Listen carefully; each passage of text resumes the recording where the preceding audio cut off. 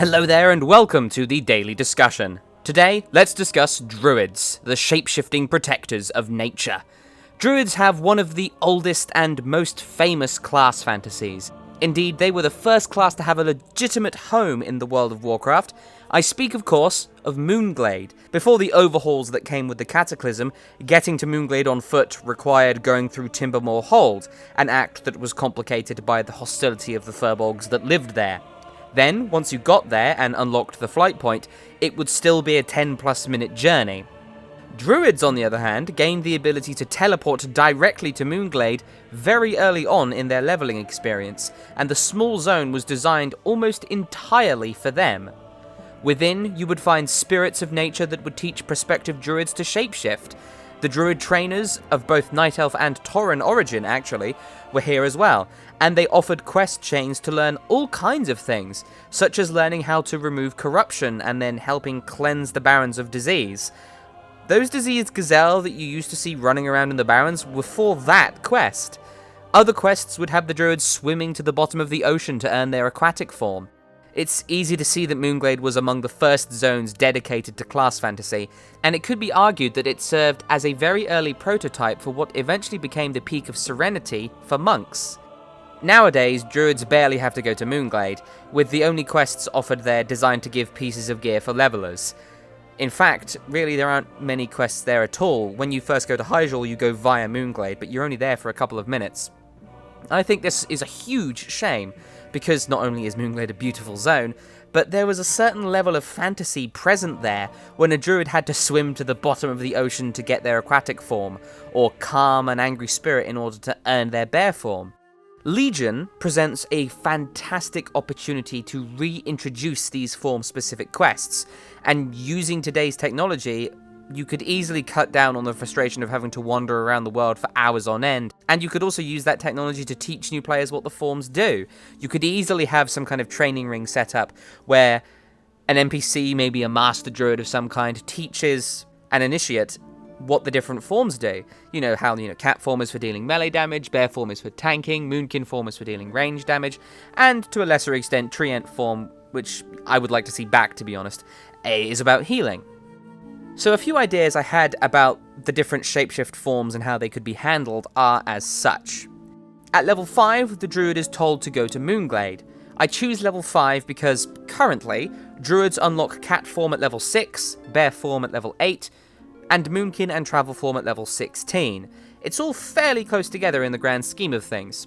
Of course, the alternative isn't very good, because the alternative is, you get one every 10 levels, and you can't really play, like, feral or balance very effectively until you reach, like, say, level 40, which is definitely not how it should feel, in my opinion. Also note that, for the purposes of this exercise, the levels of when the druid unlocks their forms are completely flexible. I'm just taking inspiration from what they are currently set to. So, at level 5, they go to Moonglade and learn a little bit about what it is to be a druid. Maybe they see a master of their class shapeshifting between forms. Like I said in the daily discussion about class fantasy, you could have a master player told to shift between forms and do a little bit of what each form does. So maybe this initiate sees a master of their class shapeshifting between the different forms, hitting things as a cat, and then protecting allies as a bear, things like that. Then they get to decide what form they want to unlock first, bear or cat. This element of choice is actually inspired by the Hearthstone Druid, which has a lot of class cards that offer choice. So, offer the low-level Druid a choice, cat form or bear form first. They can learn one at level 5, then they can return and learn the other a little bit later at, say, level 8 or 9.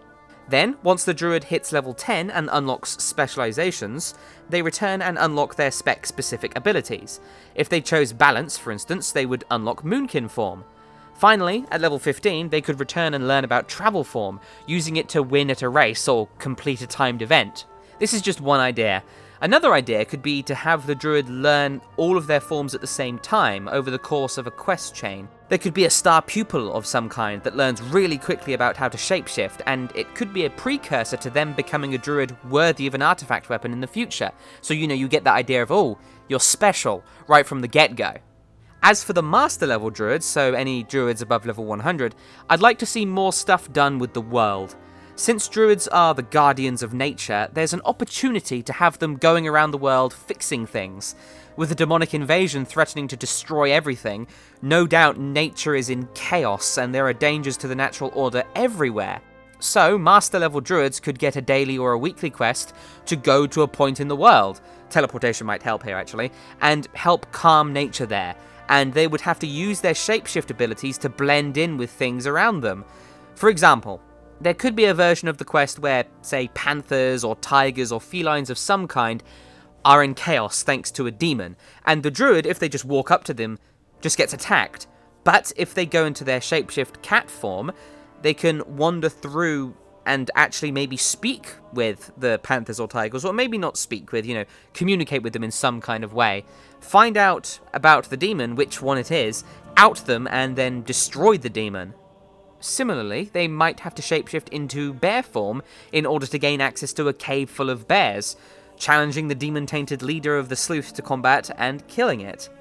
As a Moonkin, they may have to join a group of owl beasts that were corrupted whilst attempting to commune with nature, and the Druid would have to finish their ritual to cleanse them, so it could be something like Moonfire this brazier, then Sunfire this brazier, then use Astral Communion, then use Hurricane, and the ritual is complete, and the demon is ousted, you kill the demon, and the owl beasts are cured.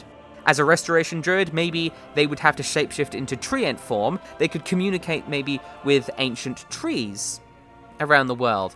So they could find a particular tree and communicate with it, because in a lot of fantasy stories, trees have been sources of ancient knowledge, and if they were under threat, then no doubt the Restoration Druid would want to cleanse them. So they could go around and cleanse them of demonic taint, again out the demon, and in so doing learn more about the world.